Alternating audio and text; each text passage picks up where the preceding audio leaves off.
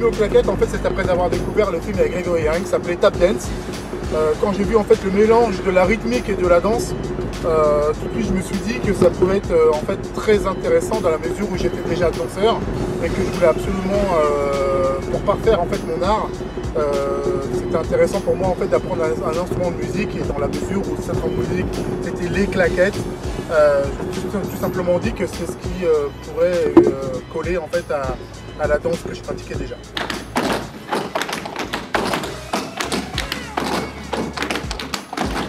Parallèlement, le fait d'apprendre la danse et un instrument de musique, il a fallu que je fasse un choix pendant quelques années qui était d'abord d'apprendre à faire de la musique avant de l'associer à ma danse.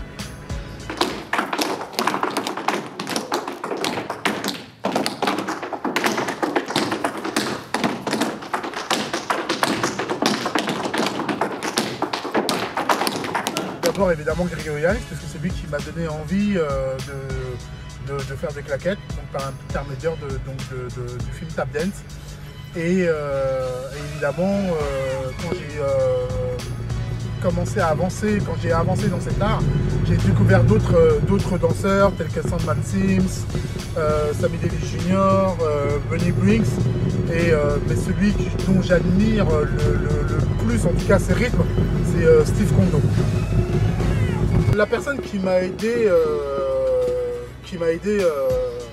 donc dans mon art, c'est évidemment celle qui m'a appris à faire des claquettes, qui est Isabelle Tonnerre, qui a été en fait un élément déclencheur en fait dans mes rythmes, puisque mis à part le fait de m'apprendre les pas techniques des claquettes, elle m'a surtout donné une vraie orientation concernant cet art, et ça a été la première personne en fait à m'encourager à continuer en fait dans cet art. Les obstacles ont d'abord été musicaux, dans la mesure où j'étais danseur mais pas du tout un musicien.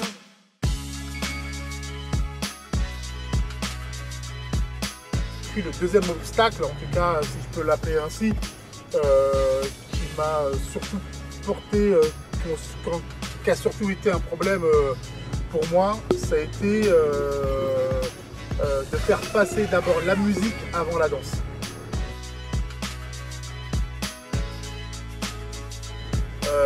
Non, je n'ai pas le soutien de ma famille, j'ai jamais eu le soutien de ma famille, mais je pense tout simplement que quand on est artiste et qu'on croit en quelque chose, moi je crois en claquettes, je crois en rythme.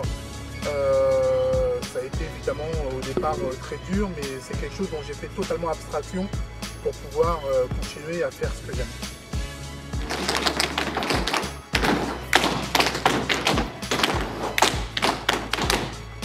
Pour mon inspiration, j'ai dû vraiment parcourir les vidéos, notamment sur des sites tels que YouTube, ce qui me donnait une grande inspiration et ce qui me donnait aussi une capacité d'écoute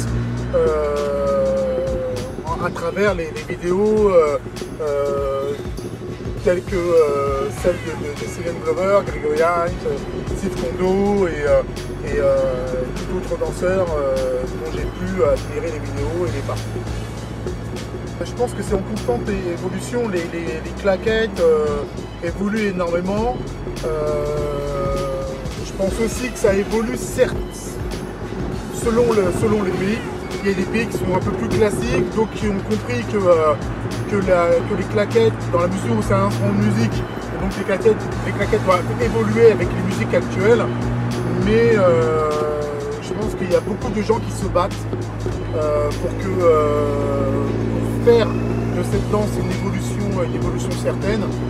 Et à travers les événements, les manifestations, on voit que beaucoup de personnes n'oublient pas forcément le côté classique des claquettes telles qu'on les a connues dans les années 30, mais adhèrent totalement à ce qui se passe aujourd'hui.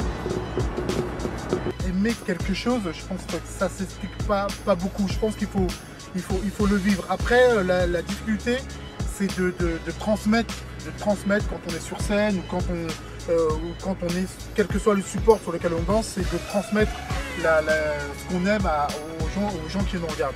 Le fait d'être totalement libérateur du rythme, bon, en tout cas c'est quelque chose qui m'apporte beaucoup en tant qu'artiste. Je pense qu'on est déjà très cloisonné et les claquettes permettent, en tout cas me permettent de sortir un peu de cet emprisonnement.